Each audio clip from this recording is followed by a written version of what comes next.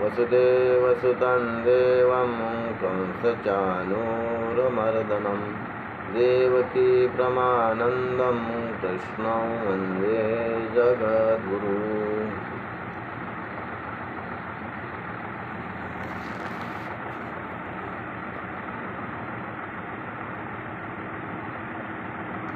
न हि किञ्चित् क्षणमपि जातु तिष्ठन्त्यकर्मकृतं कार्यते वृषकर्म सर्वप्रकृतिजृम्भणे।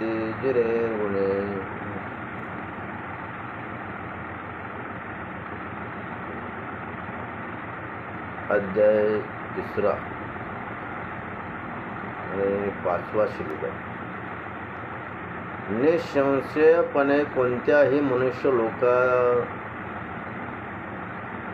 कोणत्याही वेळी क्षणभर सुद्धा काम न करता राहत नाही, कारण सर्व मनुष्य समुदाय प्रकृतीपासून उत्पन्न झालेले गुणामुळे।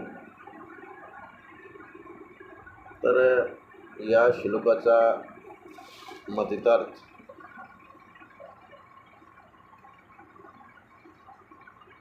कसल्या प्रकारचा संशय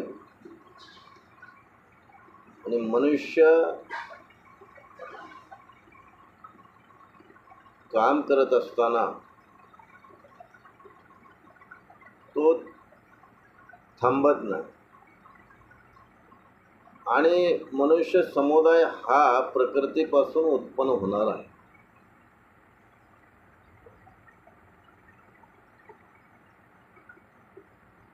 आणि प्रकृती ज्याची मूळ प्रकृती आहे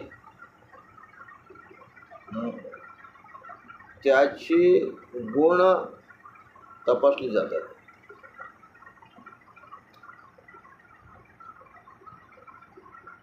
आणि ज्यांचे गुण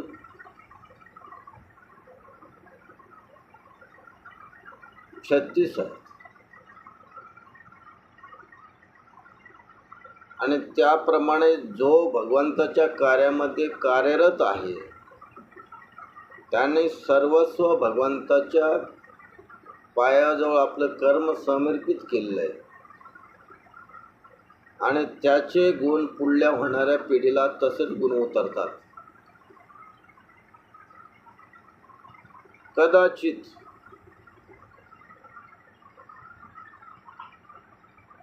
काही गुण वल्लाचे असतात, कमी मातीचे कमी असतात, अशी हे दोघांच्या संयोगाने पुढली संतती घडते। काही मुलं वल्लाच्या गुणावर जातात, काही मुलं आईच्या गुणावर जातात। उदाहरण नंबर 1, राजा रावण आणि शूर्पणखा आणि कुंभकर्ण हे 3 मुलं, 2 मुलं आणि 1 मुलगी ते आईच्या गुणावर उतरले। राजा रावणाचा वडील पौलिस्त ऋषी बिभीषण आणि त्रिजटा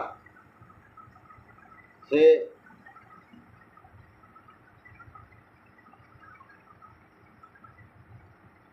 पौलिस्त ऋषीच्या गुणावर जन्मले। तसं जे भगवंताचे कार्य करतात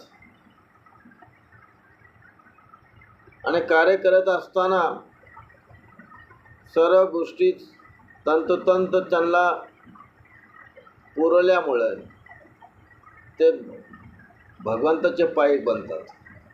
म्हणजे अर्थात जशी संस्कृती आहे आणि संस्कृतीनुसार मुलं घडतात, आणि ज्यांचं गुण कमी आहेत आणि वडील तामसवर्तीचे आहेत आणि मुलगाही त्या पद्धतीचा बनतो। जसं घरामध्ये जसं वातावरण असेल त्याप्रमाणे पुढची पिढी घडली जाईल. आणि भगवान परमात्मा सांगतात अर्जुना, हे गुण संपन्न आहेत.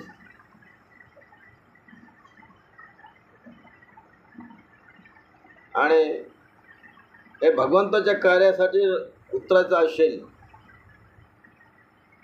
जे गुण लागतात ते गुणच उतरावं लागतात. त्यावेळेस भगवंताच्या कार्यामध्ये माणूस उतरतो. आणि ज्यांचे गुण हवे असं पडत नाही ते भगवंताच्या कार्यापासून दूर राहतात. म्हणजे सांगायचं तात्पर्य, आसुरी वृत्ती काय गुणाच्या वर्गानुसार आसुरी वृत्ती होतात आणि काही दांभिक वृत्तीचे लोक होतात. हे गुणावर अवलंबून आहे. दांभिक म्हणजे कोण की आमपणा त्याच्याकडे आला, काय करतोय हे मीच करतोय, माझ्यामुळे सर्व चाललंय, हे दांभिकपणा आला. काय वर्ग असा आहे.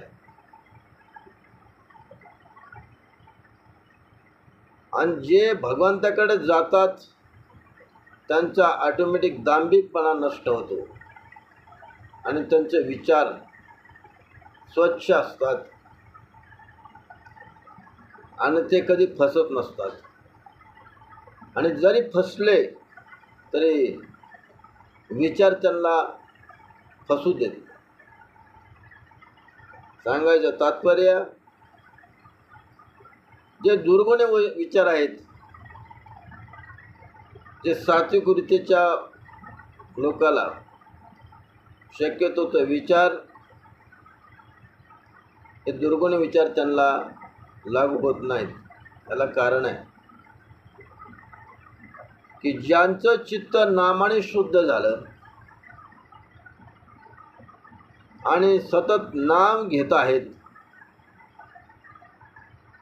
आणि जे दुष्ट इंद्रिय आहेत ते दुष्ट इंद्रिय प्राप्तच होत नाही. आणि म्हणून ते सदैव भगवंताच्या कार्यामध्ये सम्मिलित होतात.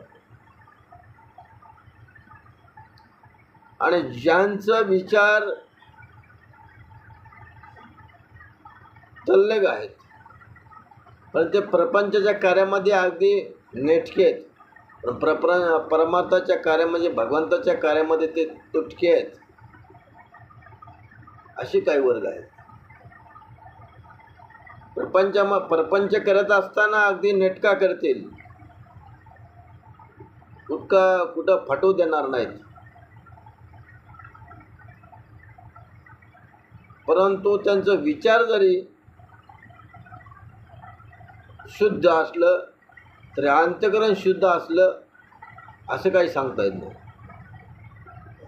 ज्यांचा विचार शुद्ध आहेत, त्यांचं अंतःकरण शुद्ध आहे, त्यांची कृती शुद्ध आहे, असेच व्यक्ती सर्व गुण संपन्न असतात. आणि आजच्या या व्याख्यान मालिकेतून आपल्याला एकच शिकायचं आहे, भगवंताच्या कार्याकडे जात असताना सर्व इंद्रिय आपल्या ताब्यात पाहिजेत. भगवंताच्या दारामध्ये कासव काय, ह्याचा अर्थ काय होऊ शकतो. ते कासवला जर समजा स्पर्श झाला सर्व इंद्रिय आकळतं, तसं आपल्याला ज्ञानेंद्रिय आणि कर्मेंद्रिय यांना आकळता आलं पाहिजे. ज्ञानाने कर्म इंद्रिय आकळता आलं पाहिजे. ज्ञान कुठलं आहे, सांसारिक आहे का दांभिक वृत्तीचं आहे का, ह्याच्यावर अवलंबून आहे. ज्यांच्याकडे ज्ञान सात्विक वृत्तीचं आहे, कार्य सात्विक वृत्तीचे, विचार सात्विक वृत्तीचा, आणि ते विचार, ते ज्ञान आणि ते गुण भगवंताला प्रिय असतात. रामकृष्ण हरी. वसुदेवसुतं देवं कंसचानूरमर्दनं देवकी प्रमानन्दं कृष्णं वन्दे जगद्गुरु।